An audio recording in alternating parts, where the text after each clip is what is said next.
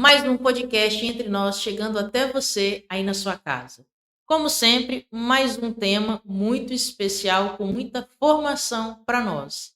E hoje nós temos um tema que é o coração de muitas pessoas, não só da igreja, mas de nossa casa. Às vezes a gente remete esse tema às nossas mães, nossas avós, sempre é uma mulher, porque vamos falar dela, da mulher da nossa igreja. Vamos falar hoje sobre Nossa Senhora, um tema que a gente já fala com um sorriso no rosto, porque estamos falando de uma rosa cheia de graça para a nossa igreja. Mas antes da gente começar, não esquece, deixa o seu like, faz o seu comentário aqui no vídeo, se o áudio tá bom, se a luz tá boa, se a imagem tá boa. Comenta, fala um pouquinho sobre o que você está achando do nosso podcast. Não deixa de comentar, de deixar o seu like e compartilhar. Deixa essa mensagem, deixa Nossa Senhora chegar a tantas casas além da sua. Envia para o seu grupo do WhatsApp, envia para os seus amigos, manda e-mail. É meio antigo o e-mail, mas ainda funciona. Manda esse link. Deixa esse vídeo e essa formação chegar a cada vez mais lares. E é com muita alegria que a gente recebe hoje entre nós o Padre Hermindo, que é o atual administrador da Paróquia da Glória. E não só isso, ele é pós-graduado em dogma. Vou falar errado, vou deixar ele se apresentar para eu não falar errado. Seja muito bem-vindo, Padre Hermindo. Obrigado. É com prazer que nós estamos aqui. Então, em 2007, eu fiz a pós-graduação em Teologia Dogmática na PUC, em São Paulo. Depois, em 2017, eu comecei uma outra pós-graduação na Faculdade Deuniana, também em São Paulo, em parceria com a Academia Marial de Aparecida. Então, foi a segunda pós-graduação diretamente em Marologia. Graças a Deus, gosto muito de estudar sobre a Mãe de Jesus. Então, gente, é um tema especial com uma pessoa formada no assunto que entende além do básico. E não só isso. O Padre Hermindo foi além, né? Ele chegou a colocar e compartilhar toda a experiência e conhecimento que ele tem nesse livro aqui, As Lições de Maria. E é por esse livro aqui que a gente vai começar. Eu dei uma folheada aqui antes da gente começar o podcast e vi que foi dividido em as 7 dores, primeiro as 7 alegrias e as 7 dores de Nossa Senhora. Fala um pouquinho pra gente, Padre Hermino, por que surgiu essa ideia, como surgiu essa ideia de colocar isso num livro? Aproveitando o meu ano sabático, que estava com mais tempo para escrever, eu sempre escrevi, mas em relação a esse livro eu perdi a vergonha, vamos dizer assim, e apresentei esse escrito para a editora Santuário, que publicou o livro. Então, basicamente, é estudar a partir da Bíblia os textos que falam sobre a Mãe de Jesus. E temos a devoção das Dores de Maria, Nossa Senhora das Dores, ou Nossa Senhora da Piedade, que é padroeira do estado de Minas Gerais, onde eu nasci, e padroeira Nossa Senhora das Alegrias, a Nossa Senhora da Penha, padroeira aqui do estado do Espírito Santo, onde eu moro já desde os 15 anos. Então, juntando esses dois estados, a gente fala sobre essas duas devoções à Mãe de Jesus. Então, o senhor juntou um pouquinho da sua história, suas origens e sua vida que foi caminhando aqui para o estado do Espírito Santo, junto com as dores e com as alegrias. Exatamente. Tem muitas dores de Maria que se transformaram em alegrias. Então, essa eu acredito que é a grande lição que nós podemos aprender com a Mãe de Jesus. Saber viver os momentos de sofrimento, né, de dificuldade, sem perder a fé, a confiança em Deus. Ele está cuidando de nós. E quando nós conduzimos nossa vida baseado na fé que temos em Cristo, certamente a alegria vem. Alegria nos momentos difíceis se tornam em momentos alegres. E nós certamente somos homens e mulheres que temos muita esperança em Deus, muita confiança que Ele cuida de nós. Quando temos esperança e fé, certamente a alegria aparece. É curioso até o senhor comentar que, como são 7 dores e 7 alegrias, a proporção é a mesma, né. É interessante ver, assim, porque a gente às vezes tem expectativa de: "Ah, vou ter uma vida de caminhada com Deus, vou ser devoto de Nossa Senhora, então minha vida vai ser só flores, só alegrias, só esperanças". E aí até nessa proporção entre dores e alegrias, já fica claro que a nossa vida ela é um misto, mas sempre na certeza da vitória no final. Sempre depois de uma dificuldade, sempre depois de uma tempestade, vem a bonância, vem a alegria, vem a esperança. Então, achei bem interessante essa colocação de ser 7 e 7, ou seja, a nossa vida, porque estamos em Deus, ela não vai ser mais fácil ou mais tranquila, mas ela vai ser mais conduzida e direcionada àquilo que o Senhor tem para nós. Teve alguma relação de ser 7 e 7 ou foi só por uma. É, 7 é um número simbólico, Uhum, na Bíblia, né. Temos 7 sacramentos, temos, essas devoções sobre, as dores e as alegrias de Maria, e tem vários outros momentos. Quantas vezes eu devo perdoar? Se é 7 vezes, uhum. é um dos últimos evangelhos que nós lemos na liturgia. Então, o 7 em si é um número simbólico. Ah, como, estava falando, quando nós temos fé e confiança em Deus, a alegria aparece. Uhum. E Maria, ela soube confiar em Deus, por isso que ela aceitou ser mãe. Que ela teria vários motivos para dizer: "Não, eu não posso, eu não quero, não consigo". As desculpas que nós damos muitas vezes, né? "Ah, tudo dá errado na minha vida", aí passa a vida reclamando. No atendimento às pessoas, como padre, a gente percebe como da pessoa tem essas dificuldades. E quando a pessoa procura superar essas dificuldades baseado na sua fé. Se Deus quiser, eu vou conseguir. Então, eu acredito que Maria nos ensina exatamente essa confiança, mesmo diante da morte, mesmo diante da cruz, ela continua de pé. Ela não está abatida na cruz, não está chorando na cruz, ela está confiante. Isto ajuda a gente a passar por vários desafios na nossa vida, seja de mãe de família, seja de trabalhador, seja de padre, seja de governantes. Os momentos difíceis certamente aparecem, mas a nossa fé é para manter sempre a nossa esperança, sempre a confiança em Deus. O senhor falou que escreveu esse livro no ano sabático que o senhor tirou, então entendo que já tinha vivido várias experiências com Nossa Senhora até chegar nesse livro. Mas a sua devoção a ela surge desde pequeno? Foi através de uma experiência? Sempre foi fã de Nossa Senhora? Porque tem muita gente que, não sei, não sei, mas quando conhece Nossa Senhora se apaixona, né? É. Ah, eu tenho, assim, um título propriamente que eu digo, eu sou devoto de Nossa Senhora da Penha. Eu sou, com certeza, não tenho dúvida. Eu sou mais devoto de Nossa Senhora Aparecida. Não, os títulos para mim vai me ajudando a falar de Maria. Hum?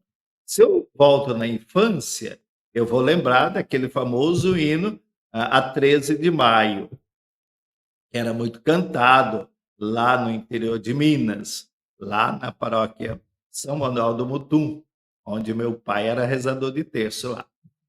E os outros títulos foram aparecendo. Por exemplo, Nossa Senhora Aparecida faz lembrar minha mãe, quando ela fez a promessa que tinha cálculo renal, então ela fez a promessa à Nossa Senhora Aparecida. Começa a ouvir Padre Vitor Coelho de Almeida, nos programas da rádio. E outros títulos vão aparecendo. Nossa Senhora da Penha é o primeiro santuário mariano que eu visitei, lá em 1970, faz um bom tempo. Devia ser bem diferente, né? O santuário tinha. Só devia ter a subida velha, que a gente chama de subida velha. Não, já tinha a subida nova, sim. Ah, Não tinha aquela parte, aquele altar ali do campinho, não aham. tinha, não. Tá? Então, mas o Santa Nossa da Penha é o que é mais presente na minha vida. Mas a emoção de visitar a Aparecida, depois na década de 80, foi impressionante. E continuo todo ano voltando lá com a mesma alegria. E aproveitando que a gente está falando dos títulos, são tantas Marias, mas é uma Maria só? Como é que é essa questão? A Maria ela é tão importante, tão conhecida, que ela tem vários nomes, vários títulos, né? Propriamente é Maria, os títulos ela tem vários. E aí, alguns títulos relacionados aos dogmas, por exemplo, Nossa Senhora da Conceição, Nossa Senhora da Assunção, outros títulos relacionados às aparições, como Nossa Senhora de Fátima, Nossa Senhora de Lourdes, outros relacionados a lugares. Então, a variedade de títulos de Maria é infinita. Tá? Tem um livro que fala sobre cada título de Maria, é da editora Voz. A autora eu não lembro, não, mas conta um pouco a história de cada título. Os mais conhecidos, a história é comum, né? Todos sabem por que Nossa Senhora Aparecida ganhou esse título. Porque ela foi encontrada lá no Rio Paraíba, na próxima cidade lá de Guaratinguetá. E falando de Nossa Senhora Aparecida, a imagem que foi encontrada pelos pescadores, ela já era de algum outro título, não era? Exato. Quando você tira o manto de Nossa Senhora Aparecida, aparece Nossa Senhora da Conceição. Uhum. Com detalhe, ela está com as mãos postas e sorrindo. Que é diferente da A expressão tradicional? do rosto de Nossa Senhora Aparecida é diferente. Ela tem um sorriso no rosto. Olha, É, isso eu não é, sabia. às vezes os detalhes das imagens vão Aham. revelando. Então, isso, o artista que esculpiu a imagem, ele colocou esse sorriso no rosto de Maria. E Nossa Senhora Aparecida é interessante porque não houve uma aparição de Nossa Senhora ali, né? Foi um Embora, milagre, não é? embora ela é Nossa Senhora Aparecida, mas ela não apareceu, ela foi encontrada. Então, naquela pesca daqueles 3 homens simples que foram obrigados a ir atrás de alimento para receber Conde de Assumar, lá depois de muita busca, acredito num sol muito escaldante, eles encontraram a cabeça de uma imagem e logo depois o corpo. E quando juntou, percebeu que fazia parte da mesma imagem. Né? Então, a alegria deles ali de ter encontrado aquela imagem certamente foi grande.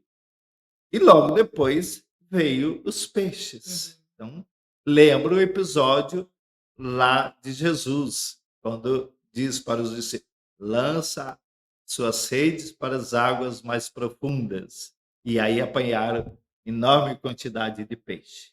É um milagre evangélico, digamos assim. É, É uma repetição. as mensagens que podemos tirar desse acontecimento é enorme, Uhum.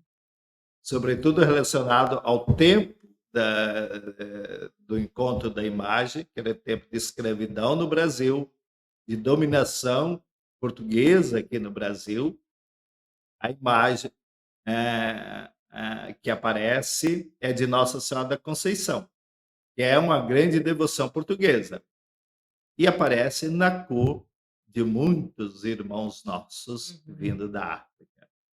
Uma Isso benção. ajuda a gente a gostar ainda mais da nossa padroeira, Nossa Senhora Aparecida. É um grande sinal do céu mesmo, né? Com certeza, não resta dúvida que a Maria é sempre um sinal que nos aponta para Deus, Aham. né? E que traz uma mensagem de esperança, de confiança, que Deus cuida do seu povo.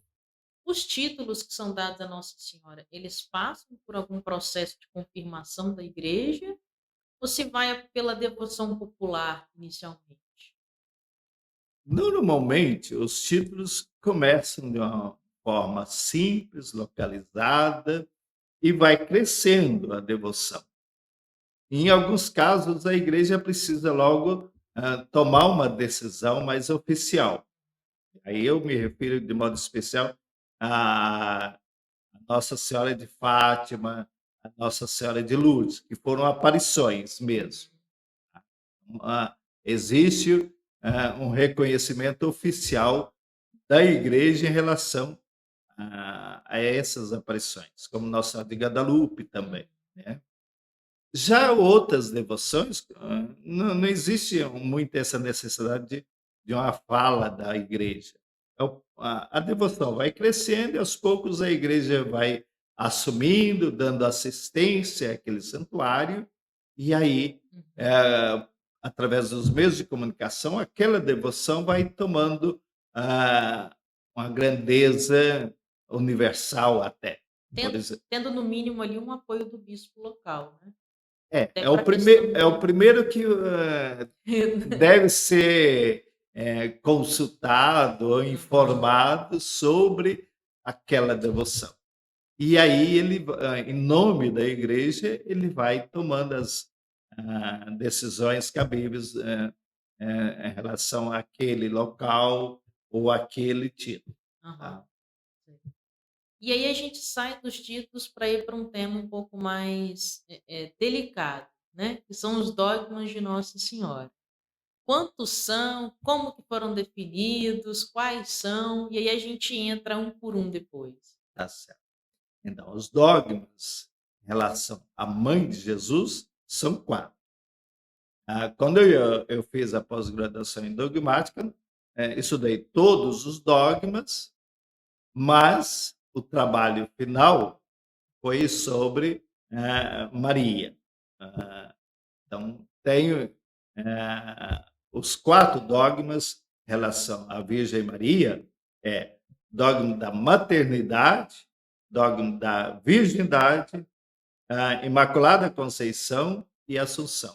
São 4 os dogmas em relação a Maria, mãe de Jesus. Gera, digamos, muitas perguntas ao nosso povo, sobretudo o da virgindade.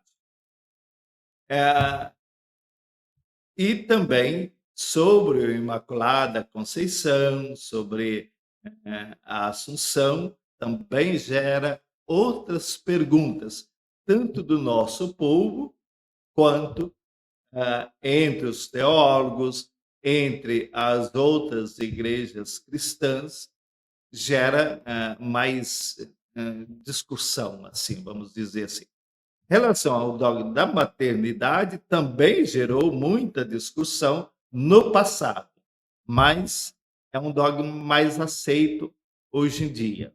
É o Tá? mais foi o primeiro também, não é? É, exatamente. É o primeiro dogma que foi confirmado no Concílio de Nicéia, se eu não me engano, em 400 e alguma coisa. Bem no início da igreja É, mesmo. esse livro de Frei Cordovez Boff ajuda a gente a compreender um pouquinho mais dos dogmas. É uma forma bem, é uma síntese catequética pastoral sobre os dogmas. Quando você vai estudar os dogmas, aí você tem que aprofundar em vários outros livros, documentos da igreja sobre esses dogmas.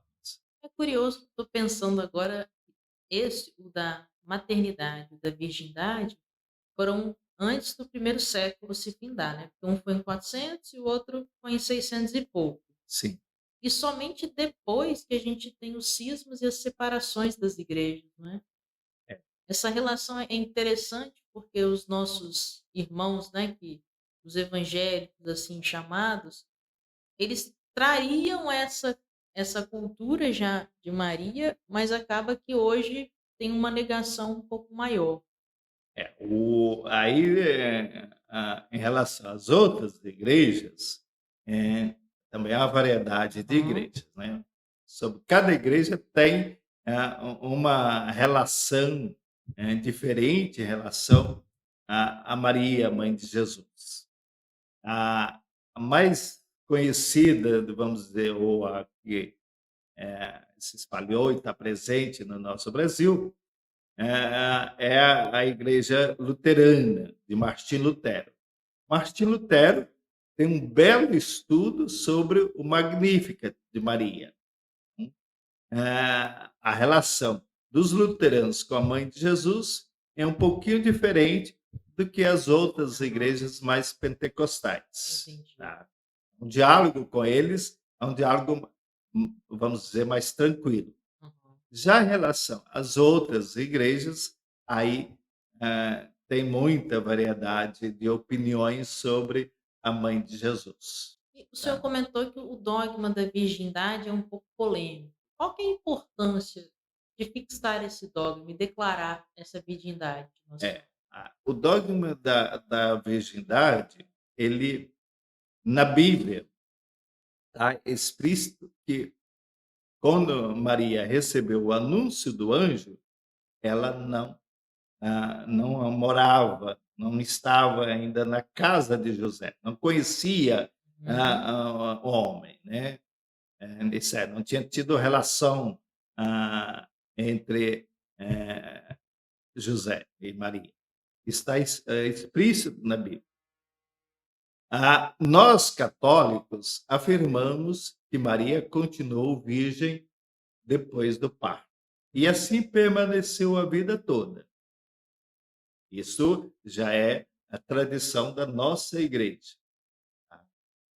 Ah, Quando a gente vem para os dias atuais, por exemplo, quando se fala de virgindade, o pessoal só relaciona a virgindade, né, em termos de sexo. Uhum. E aí gera muita perguntas, sobretudo informações sobre esse assunto.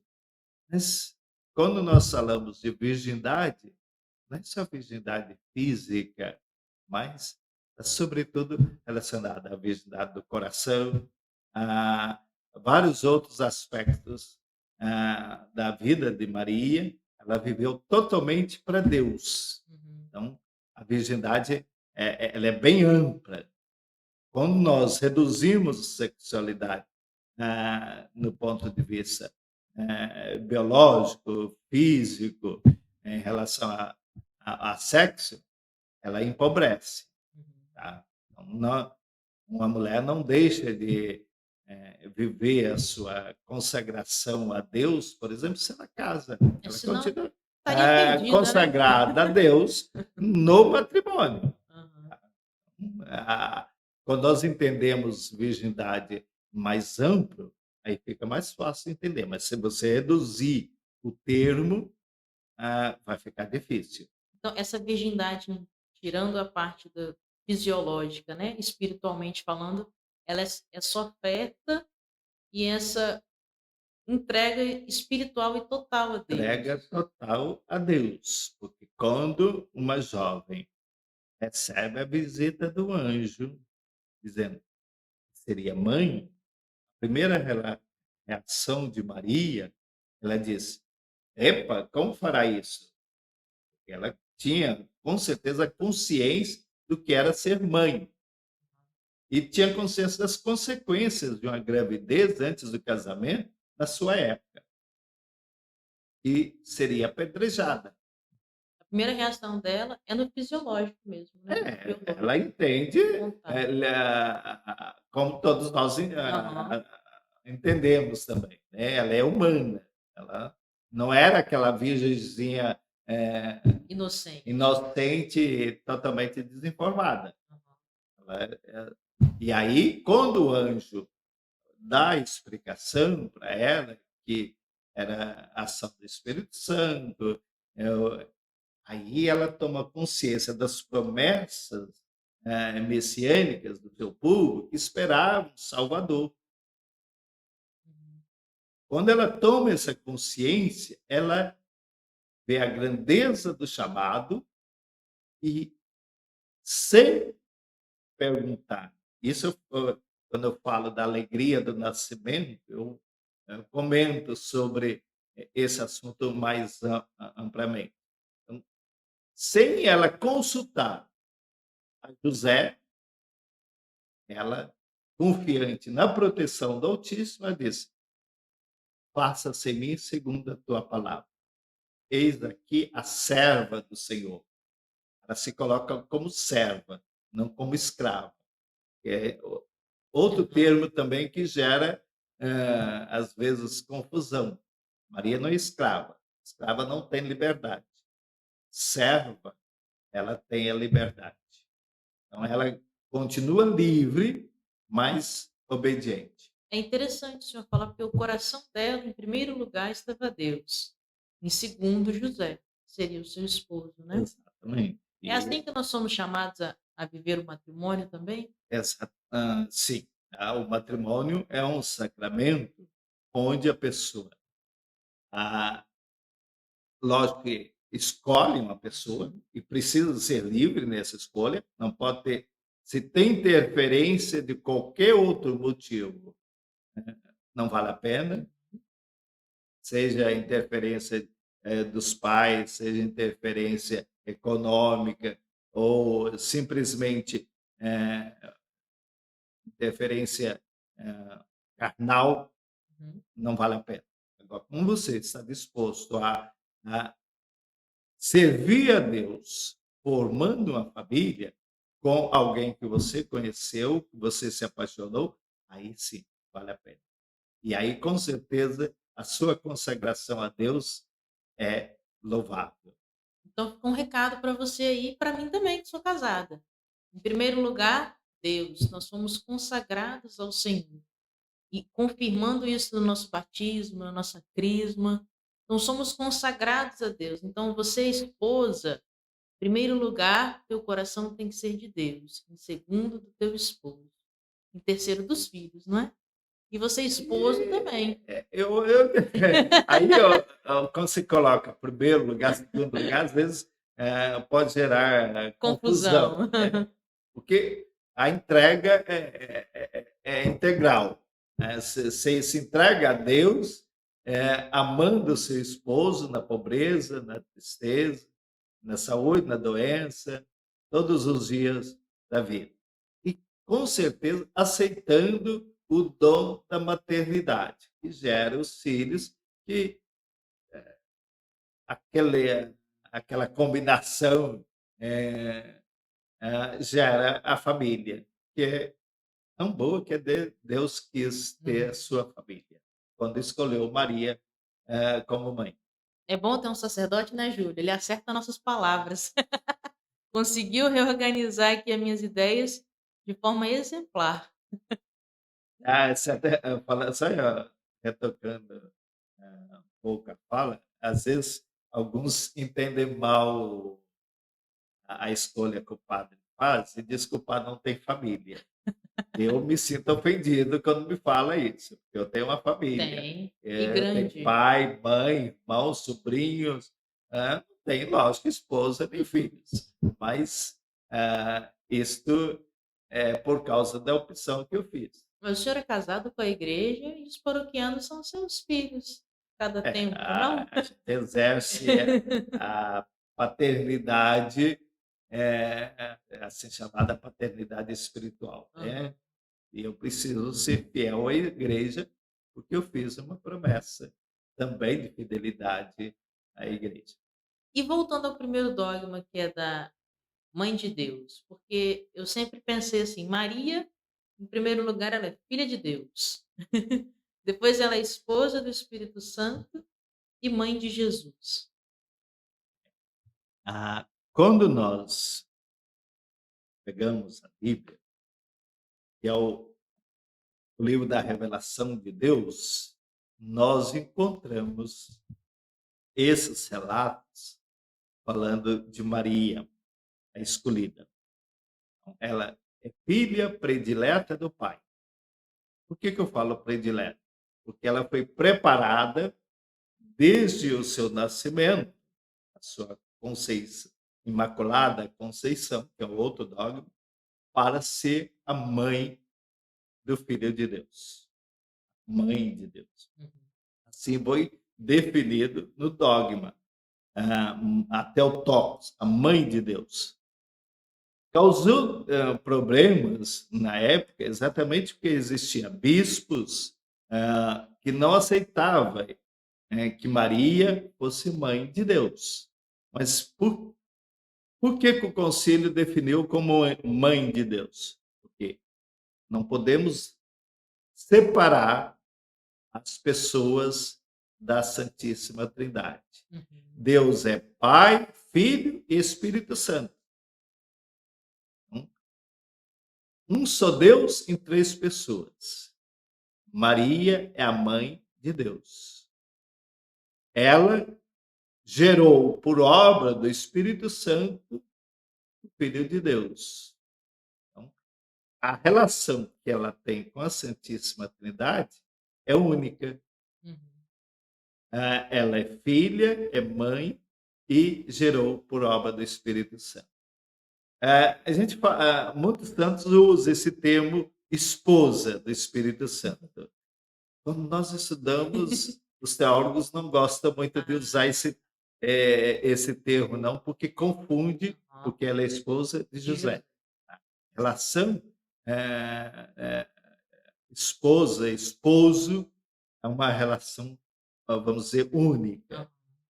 Ela gerou por obra do Espírito Santo.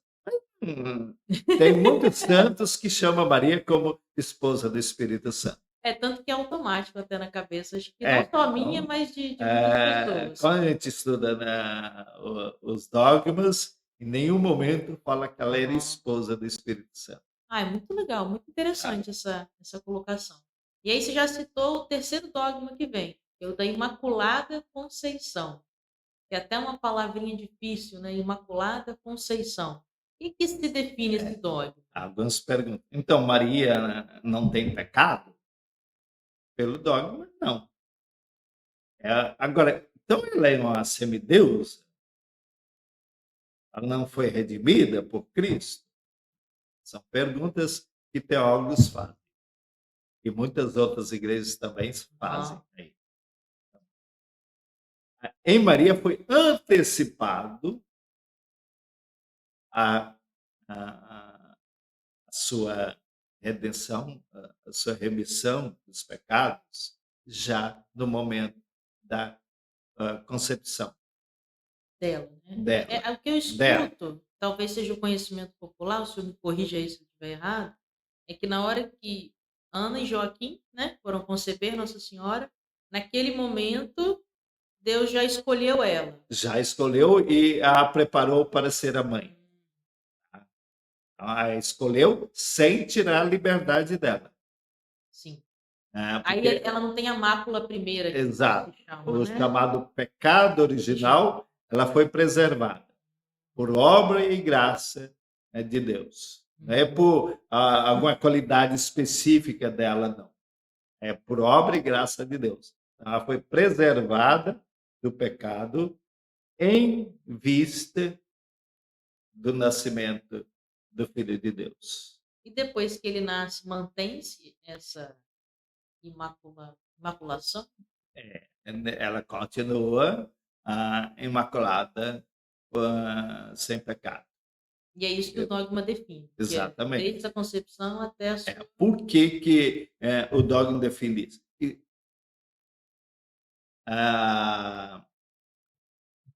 Deus não poderia encarnar-se numa pessoa que já tinha sido escrava, vamos dizer, do pecado. Ele prepara a pessoa de Maria com a graça especial, única, exatamente para que ela pudesse eh, assumir essa missão da maternidade de forma completa e livre. Ela continua com a sua liberdade. Aí a gente pode perguntar, então Maria não ficou com raiva? Maria não ficou nervosa? E às vezes são os pecados que a gente confessa. Aí eu fiquei, né, nervoso e xinguei. É, quando faz essa confissão, diz-se, olha, ficar nervoso não é pecado.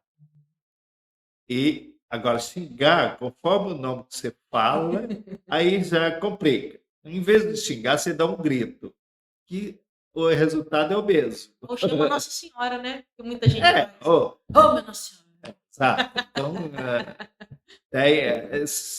ficar nervoso pode ser um problema de saúde, psicológico, mas em si não é pecado. Então, Maria pode ter ficado nervosa lá com Jesus, Dá uns tapas na ou bunda com dele. José, sei lá. Igual quando ela perde o menino Jesus lá no templo, quantas perguntas ela fez? Será que ela não culpou José, que não tomou conta do menino? Enfim, essas situações humanas, ela vivenciou isso. Tá?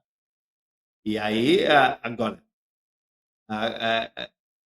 se revoltar, murmurar contra Deus ou desejar o mal para outra pessoa, não.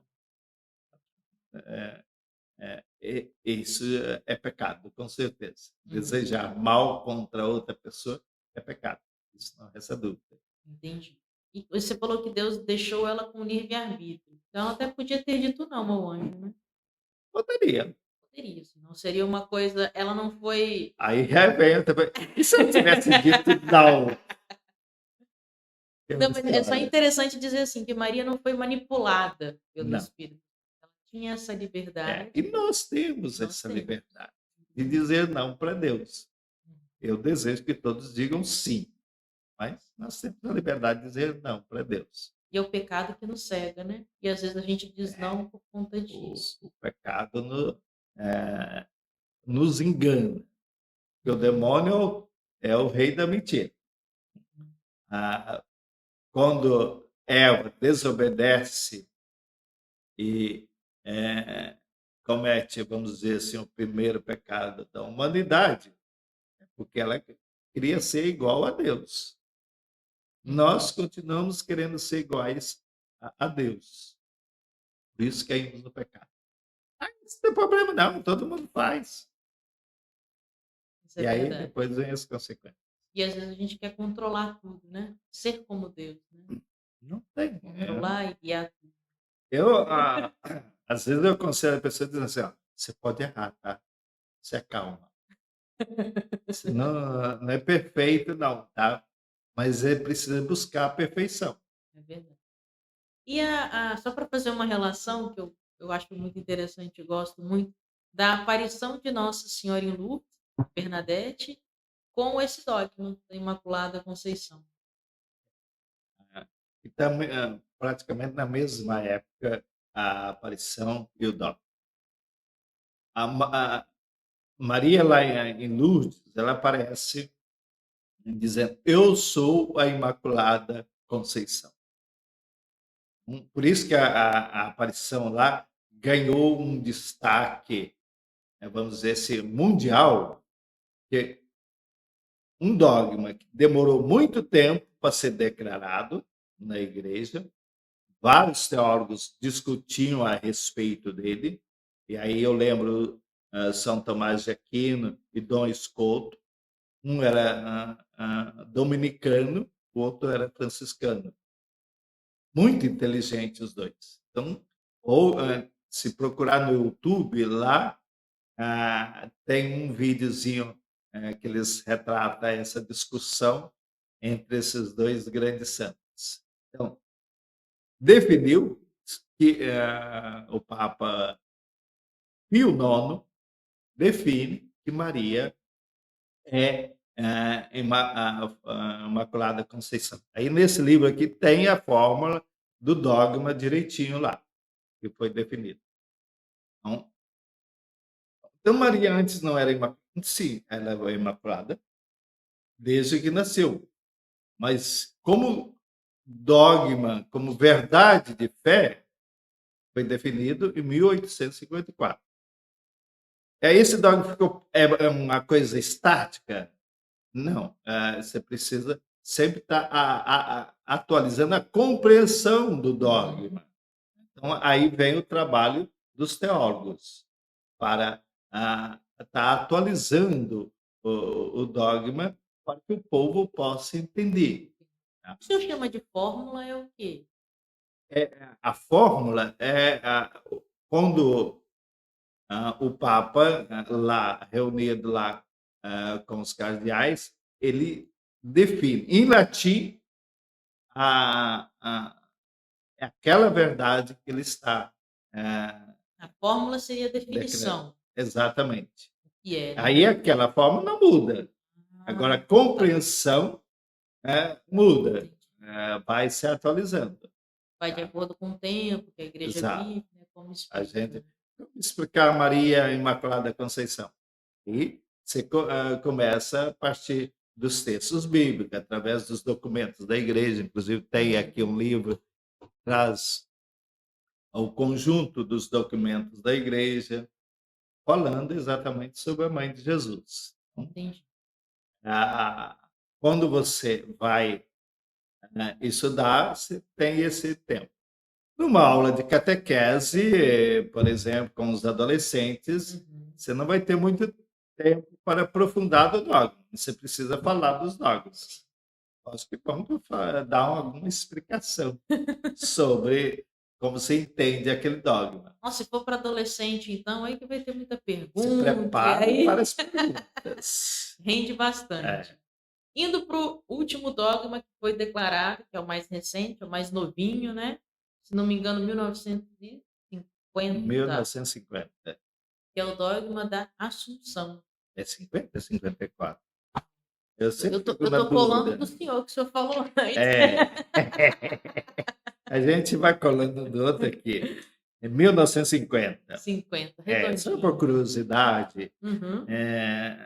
de todos que a gente falou da fórmula, ó, depois de termos elevado a Deus nossas insistentes preces de súplica e de termos invocado a luz do Espírito da Verdade para a glória de Deus Onipotente, que na Virgem Maria derramou sua especial benevolência para a honra de seu Filho, Rei imortal dos séculos e vencedor do pecado e da morte, para a maior glória da sua augusta mãe e para a alegria e exultação de toda a Igreja, pela autoridade de nosso Senhor Jesus Cristo, dos santos apóstolos Pedro e Paulo, e pela nossa, pronunciamos, declaramos e definimos ser dogma revelado por Deus que a Imaculada Mãe de Deus, sempre Virgem Maria, terminando o curso de sua vida terrena, foi assunta à glória celeste em corpo e alma. Então, Maria, dormiu ou morreu? A festa que nós celebramos aqui na paróquia Nossa Senhora da Glória, em Vila Velha, é a festa da Assunção de Maria. Em alguns lugares é festa da Dormição de Maria. Se você vai até o centro de Vitória, na Igreja do Carmo, que fica nas proximidades ali do Palácio Anchieta, eles fazem a festa de Nossa Senhora da Boa Morte. Muitas vezes nós usamos termos mais suaves para falar da mesma coisa. Fulano descansou. O que nós entendemos? Aquela pessoa faleceu. Quando fala dormição de Maria, está falando da morte de Maria. Aham. E ela morreu. O dogma não diz o contrário. Uhum. Alguns acham que Maria não morreu. Aí eu digo, mas com certeza ela morreu, sem medo nenhum de errar. Uhum. Por quê? Ela é humana.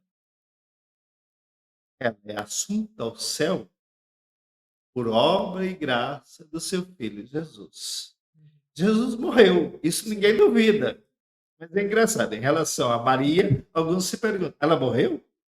Não, ela morreu, mas foi assunta, foi assumida aos céus em corpo e alma. Quando nós falamos de Jesus, nós dizemos que ele é da ascensão de Jesus ao céu. Quando nós falamos de Maria, nós falamos que ela foi assunta, então ela foi assumida. Jesus subiu por conta própria. Pela o seu poder, ele subiu ao céu. Maria foi levada. É. Então, essa é a diferença quando nós falamos de Maria e falamos de Jesus. E certamente nós também somos assumidos por Deus. Uhum. Estaremos em corpo e alma no céu. Porque é isso que nós rezamos no creio. Creio na ressurreição da carne, na vida eterna. Amém. A gente pode fazer uma relação, porque Maria já teve, na sua concepção, ela já foi redimida ali do pecado.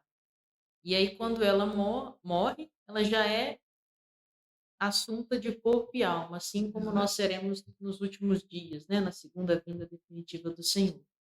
Então, ela já viveu tudo isso de forma O antecipada. que Deus promete para nós, a vida eterna, foi o que aconteceu com Maria. Ela está na glória. Eu também estou na glória. Por enquanto, aqui de Vila Velha. Essa foi boa. Eu brinco com isso porque aconteceu um fato bem engraçado. Em maio, eu fui para participar da formação dos padres em Santa Isabel. Eu cheguei um pouquinho atrasado. Logo que eu cheguei, dois colegas padres, Padre Manuel Davi Neto e Padre Ilvo, estavam no pátio lá. E aí, Manuel, o brincalhão, disse: Olha, estão perguntando para você, o Padre João Milton, que é da Diocese de São Mateus. Ele está preocupado, porque falaram que você está na glória. João E Milton achou que você estava soberbo, né? é um colega que estudou comigo no tempo da filosofia, né? E hoje ele é padre lá na Diocese de São Mateus. Eu falei assim, epa, então deixa eu logo procurar para ele, falar que eu estou na glória de Vila Velha, e não na glória eterna, que espera chegar um dia, mas não estou com pressa. Não, ainda não, né? Não. Então, a gente falando dos dogmas e dos títulos de Maria, fala um pouquinho da devoção. Qual que é a importância da devoção, até para o senhor, de forma particular, se o senhor quiser abrir um pouco, mas para o povo católico em si? Então, a devoção à Nossa Senhora da Glória, eu vou falar a partir daqui que nós Uhum. estamos, né? Então, é uma devoção já bem antiga na igreja, uma, lá no Oriente já existia essa celebração, que é uma celebração solene, a nossa liturgia. Começou lá no Oriente, mas veio para o Ocidente e foi assumida pela Igreja Universal uma grande festa litúrgica mariana. O povo celebra Nossa Senhora da Glória como toda festa mariana, né? Prestando essa homenagem à mãe de Jesus, sabendo que ela já está no céu, esperando por todos nós. Então, olhando para Maria, nós nos preparamos para sermos discípulos de Cristo, Uhum. para assumir também a nossa missão aqui na Terra, que é exatamente anunciar o reino de Deus para todos. E de forma capciosa até. A gente não está tirando o foco de Jesus quando olha muito para Maria? Não, porque Maria ela tem uma missão, que é nos apresentar Jesus. Uhum. Assim como ela apresentou Jesus no templo, lá, e ah, o Simeão e Ana eram dois que estavam lá. Se alegra com a presença do menino Jesus no templo. Então, ela nos apresenta Jesus. Uhum. Em algumas imagens, ou ícones, ela está segurando o menino assim na frente. Então, quem aparece, em primeiro lugar, é Jesus, não é Maria. Uhum.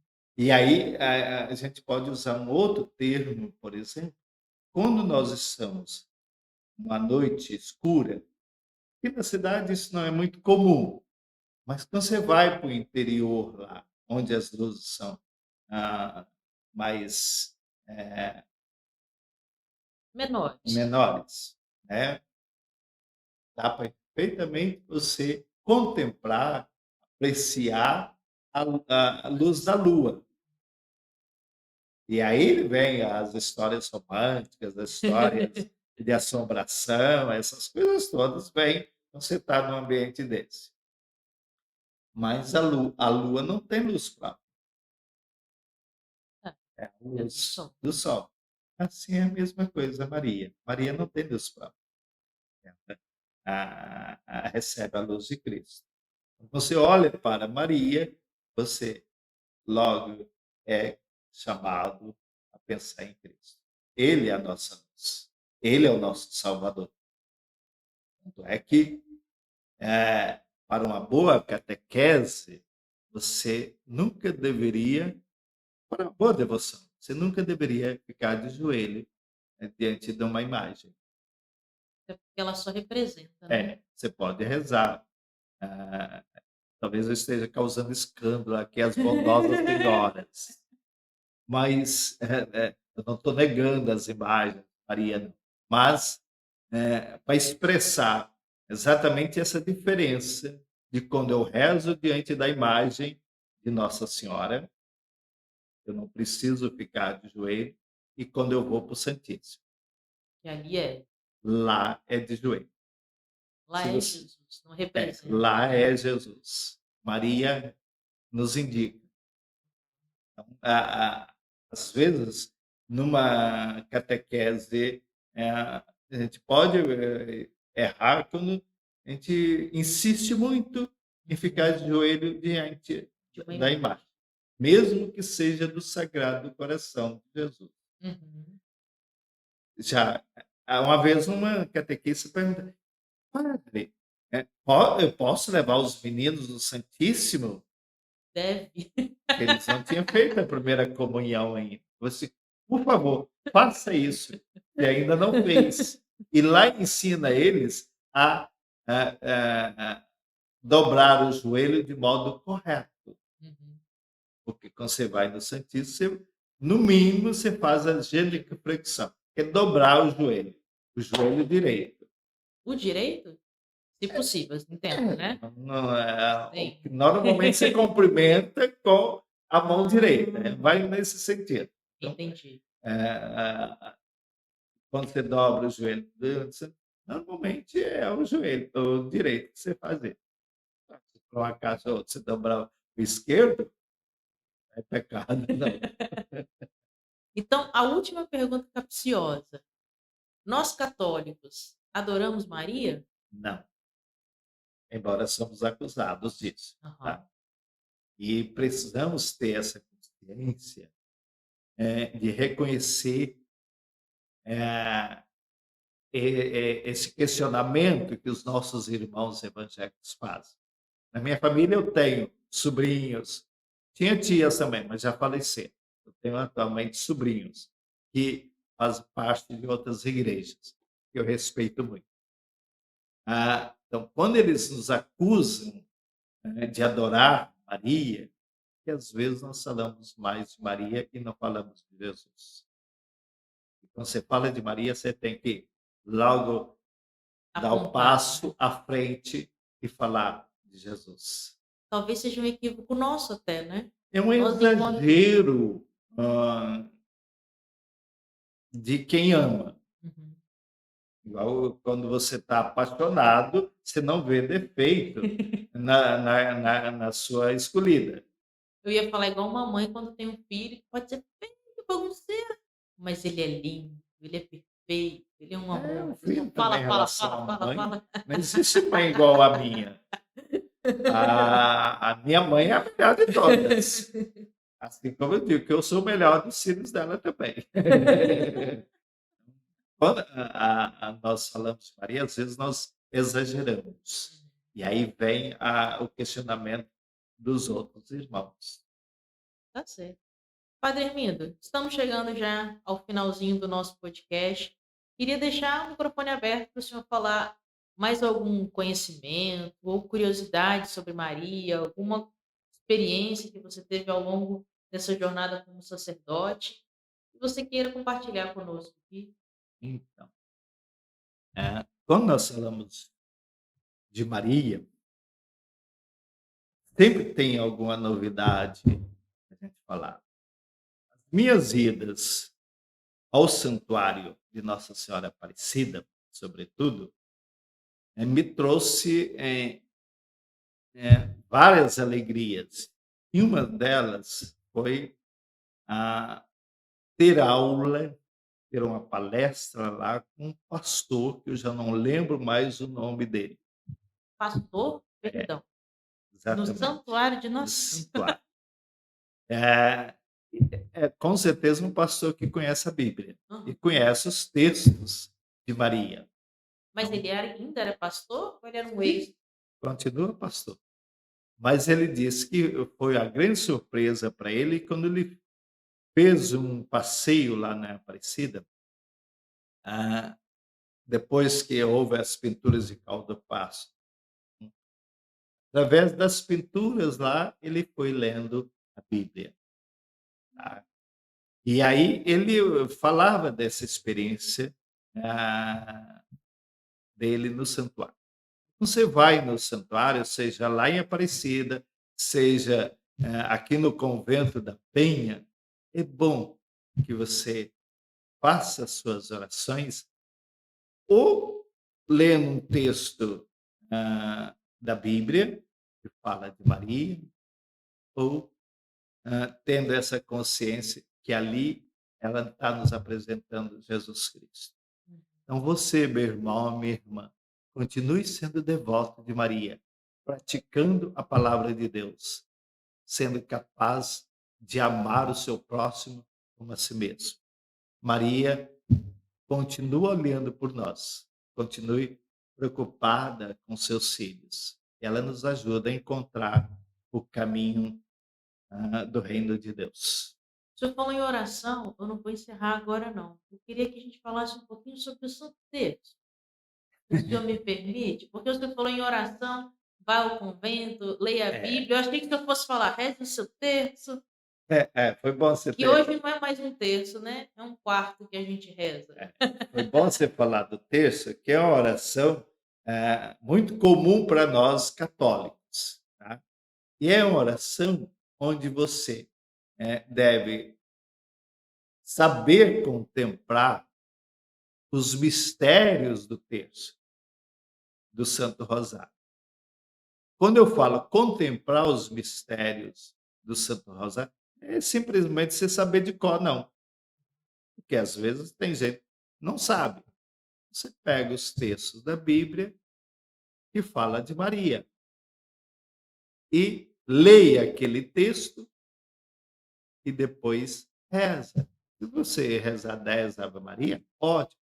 Se rezar 5 Ave Maria também, o efeito é o mesmo. Com todo respeito à devoção às 1000 Ave Maria, eu ainda não pratiquei essa devoção, não. Tá?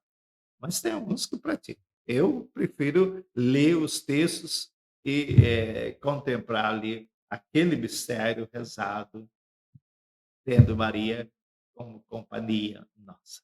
E é curioso que todos os mistérios eles falam de Jesus, fazendo essa relação de que É, Maria só só nos mistérios gloriosos que nós temos dois mistérios que é direcionado a Maria, mas os outros todos é em relação a Jesus. a história dele. E aí o surgimento da oração do terço está relacionado com a oração dos Salmos, 150 Salmos da Bíblia. Os antigos monges que não sabiam ler, portanto, não, não tinham acesso ao breviário, eles rezavam as Ave Maria, exatamente como forma de oração deles. Quem não Então, conseguia ler, e aí ia para este caminho. exatamente. E as nossas bondosas senhoras que não sabem ler, e tem muitas ainda. Inclusive, minha falecida mãe não sabia ler, não. Mas quando perguntarem que congregação ela congregava, ela disse na Igreja Católica. Aí Sem dúvida. as amiguinhas das minhas tias ficaram meio apavoradas. Lá Mas vai ela rezar para aquela minha mãe mulher. combinava muito bem com as irmãs dela. Tia Maria, tia Sebastiana e tia Filomena. A tia Sebastiana era da Igreja da Assembleia e tia Filomena da Igreja Batista. A amizade delas era impressionante. Mas a avó do senhor era católica? Sim, católica. Foram as tias que Por causa de casamento, Aham. mudaram de igreja. tiveram uma mudança. Mas sempre teve boa convivência lá em casa. Tá certo, então. Padre Armindo, foi uma alegria e uma graça ter o senhor aqui conosco no nosso podcast. Para encerrar, queria solicitar a sua bênção para nós do podcast e para todo mundo que vai escutar e assistir esse vídeo com a gente. Então, com Maria, rezemos a oração mais conhecida de todos nós. Ave Maria, cheia de graça, o Senhor é convosco. Bendita sois vós entre as mulheres, bendito é o fruto do vosso ventre, Jesus. Santa Maria, Mãe de Deus, rogai por nós, pecadores, agora e na hora de nossa morte. Amém. Por intercessão de Nossa Senhora da Glória, a Mãe de Jesus, desça sobre vós e vossas famílias a bênção do Deus Todo-Poderoso, Pai, Filho e Espírito Santo. Louvado seja nosso Senhor Jesus Cristo. Para sempre seja louvado. Muito obrigado, Padre Armindo. Muito obrigada a você que ficou conosco até agora nesse podcast. Não esquece, curta esse vídeo, compartilha e comenta o que você está achando. Até o nosso próximo podcast. Deus abençoe a todos.